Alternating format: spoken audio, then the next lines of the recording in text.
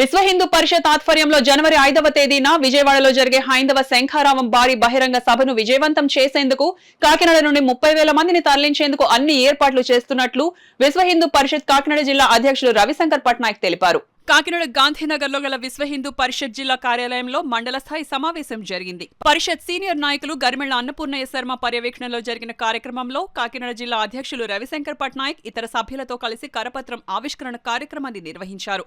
ఈ సందర్భంగా రవిశంకర్ పట్నాయక్ అప్పాజీలు మీడియాతో మాట్లాడారు.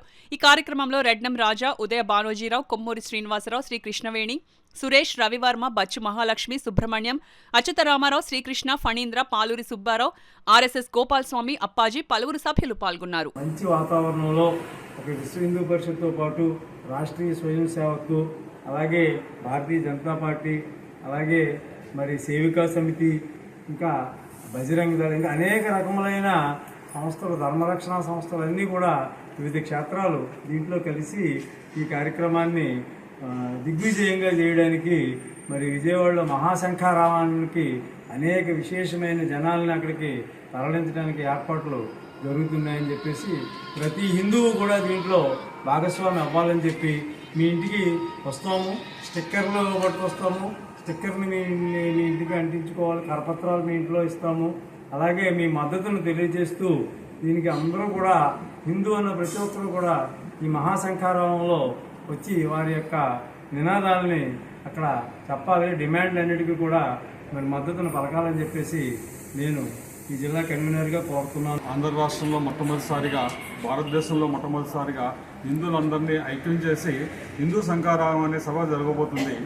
సుమారు 3 లక్షల మంది హిందూ బంధువులు ఈ సభలో పాల్గొనబోతున్నారు విజయవాడలో జనవరి 5వ తారీఖుని. దీని ముఖ్య ఉద్దేశం ఏంటంటే హిందూ దేవాలయాలు, ట్రస్టులు, తర్వాత హిందూ ఆస్తులు, అందరూ దేవాలయ ఆస్తులన్నీ హిందువులకి అప్పచెప్పాలి.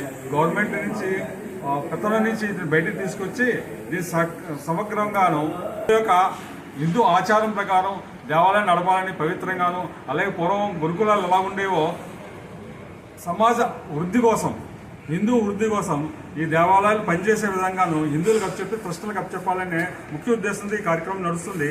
ఎలాగైతే రామ జన్మభూమి సాధించుకున్నామో అలాగే దేశం మొత్తం మీద ఈ కార్యక్రమం నిర్వహించడం జరుగుతుంది. అలాగే హిందూ దేవాలయాలు ఎండోమెంట్ ప్రబంధ హస్తాల నుంచి విముక్తి చేయడానికి ప్రతి హిందూ స్పందించి ఈ కార్యక్రమంలో పాల్గొనవలసిందిగా కోరుతారు.